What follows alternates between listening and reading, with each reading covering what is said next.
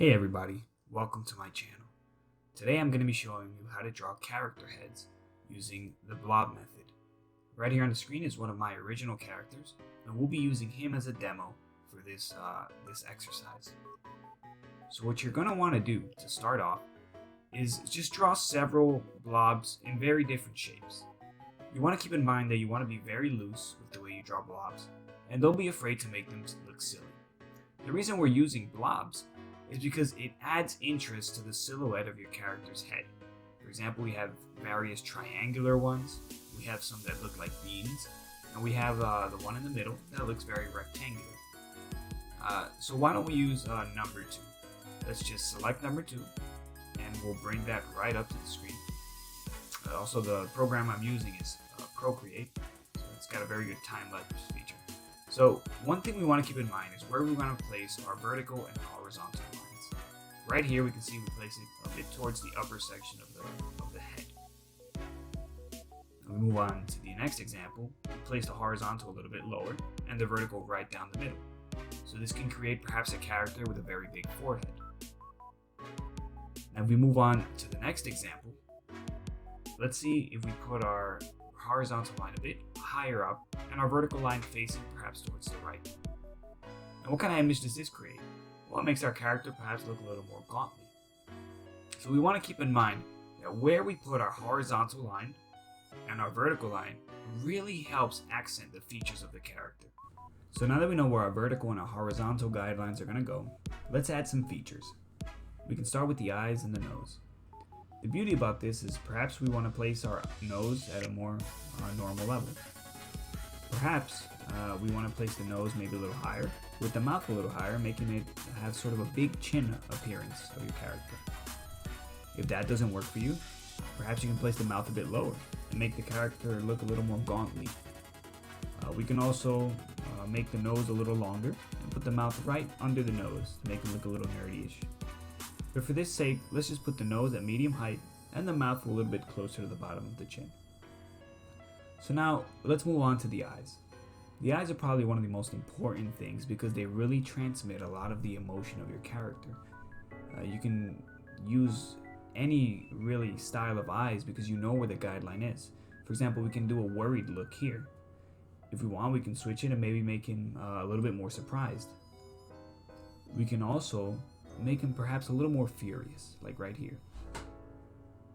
We can also make him a little more neutral. Or if you want, you can make it a little more simplistic. For example, we have the 2 dots with the big bushy eyebrows. The point of this exercise is you know where your guidelines are, so that allows you to stylize your character in any way that you want.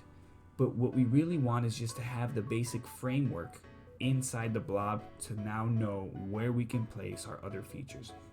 So as you can see here, we've basically placed the eyes, the nose, the mouth, and the ears, and we've made a stylistic choice of where we want these features located to make our character look a certain way. So what do we do next? Well, now that we have the basic skeleton of the character's facial features in place, we can perhaps move on to different things. For example, we can start adding in the neckline. We can start adding in different features here.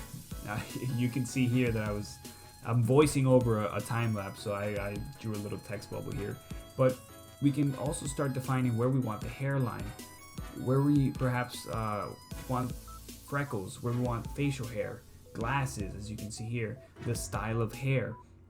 The point is, you need to get your basic framework done before you can start placing any other defining features on your character.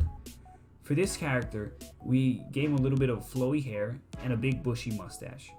It kind of looks like Pablo Escobar, and I didn't mean for it to look like that. It just came out like that. But let's get back on track. So now that we've got the basic framework done, you can notice here I start moving on to the final pencils of the character. What this basically is you're going over the original pencil sketch, the blue pencil sketch, and you start refining it. As you can see here, I start adding a little more strands to the mustache. I start adding in the chin. I smoothen out the lines. I create a little interest there in the hair, start adding overlapping lines. And it's important to be loose. It's important to be loose to simply just enjoy yourself as well. You can visualize the way you want your character to look, but essentially this is basically just going over the skeleton and sort of refining the features of your character now.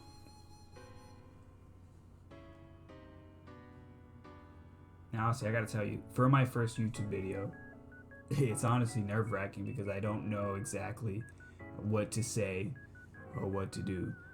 But honestly, I'm just gonna give it the best shot I can. I'm not a qualified or licensed teacher, but honestly, the point of this channel is just simply to help other people learn the way I learned how to draw, the methods that I use.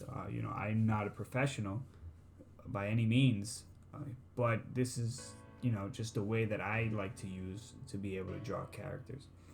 But anyways, so during this stage, you know where everything's laid out. You can add perhaps a little additional details into your character, into your rough pencils. Perhaps you can add some stubble, you can add some freckles, you can add scars, tattoos. But the important thing is, you know where the features of your character lie because you took the time in the beginning to create that blob and create a funny, interesting silhouette of your character. You can also use this method to perhaps create fan art of different characters and have your own spin on it and make them look sort of funny. You want a really fat, gauntly looking Batman, make your blob look like that before you start putting in the features. But anyways, now that we have our final pencils in, we start moving on to the inking phase. What's important about the inking phase is this is where your character really comes to life. This is where your character really starts looking like a comic book character, like a finished final piece of work. This is where all the work you put in the beginning starts to pay off because you took your time to rough out the skeleton, you took your time to add the details in during the pencil phase, and now you're just bringing it all together with these nice, solid, beautiful black lines. So I'm using, obviously, digital methods here. I'm using Procreate and I'm using an iPad. So, play around with your pencil features, whatever works best for you. But always keep in mind that we want to taper our edges and we want to create overlap. Why do we want to create overlap? Well, overlap creates interest in your character. For example, if you can see on the top left eyebrow, I created overlap. The hair goes over the eyebrow. That adds interest. On the sideburns, the hair is going over the ears and it's sort of overlapping on the jawline and sticking out. That creates interest. You see the nose overlaps the mustache. You see the eyebrows overlap and come out on the sides where the eyes end. So creating overlap is a beautiful way to add interest to your character.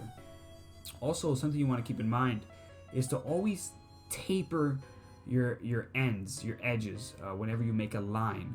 For example, if you look at the mustache, every single point on the mustache is just a flick. It's just a tapered edge to make it look clean. It makes your character look smooth. It makes it look very professional when you just flick and taper the edges. So you want to keep that in mind. Now, another thing you want to keep in mind when you ink is the use of solid blacks. You don't want to use excessive amounts of solid black, but you can also use certain amounts of solid black. For example, I have some in the ears. That creates a little bit of interest. It makes the character, look a little more defined.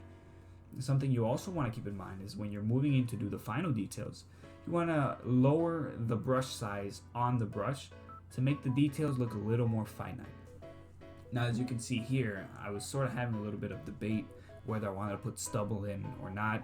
And that's the beauty of knowing where all your features are, taking your time to do the skeleton, not rushing in to just do a finished piece. Now that you know where everything is, now you can play around with it. See here, I tried the stubble and I didn't like it, so I took it off. I tried a little smaller bit of stubble, but I took it off. I experimented with the freckles and I liked the way they looked, so I kept them in. But we really want to pay attention in the beginning to placing the features exactly where we want them, and that will help us to then later on play around with the character. Now, if you can see here on the screen, One of the most important things when you do an inked drawing is to have a big, fat, thick outline. Thick with 2 C's. Why is that important? Honestly, I don't know why it does what it does, but when you do a thick outline on your character, it just makes it have a whole very more professional look. It makes the character look more of a comic booky type. I've always used it, and I remember when I started using it, it just made the character look more professional. So it's something that I also suggest you do. So let's recap what we've done so far. So step 1 is the shape. We create a blob, an interesting silhouette of our character. Step 2 is we define where we want to place our features. Step 3 is we start adding in our details. And step 4 is the final ink. So what do we do now? Well, honestly, the rest is really up to you. The coloring you choose to do on your character, any backgrounds, essentially is up to you. But this method was really more of a way for me to teach you one of the ways that I like to draw our character's head or my own original characters. But anyways, I do hope that you enjoyed the video. This is the first video that I've ever made. So yes, I am nervous, and I honestly do want to do a good job. I am by no means a professional art instructor, but I love to draw. I love the craft. I've been doing it since I was a kid, and starting a YouTube channel to make instructional videos to help other people is one of the things I've always wanted to do, because I know how long it took me to learn how to draw when I was young, and there was not really a lot of help when I was younger. So me being able to help you guys out to learn how to draw is fulfilling, and the only thing I get out of it is to help younger people learn how to draw. But anyways, that was my video, and I hope you enjoyed learning how to draw character heads using the blob method. If you liked the video, feel free to comment, like, and subscribe to my channel for further videos in the future.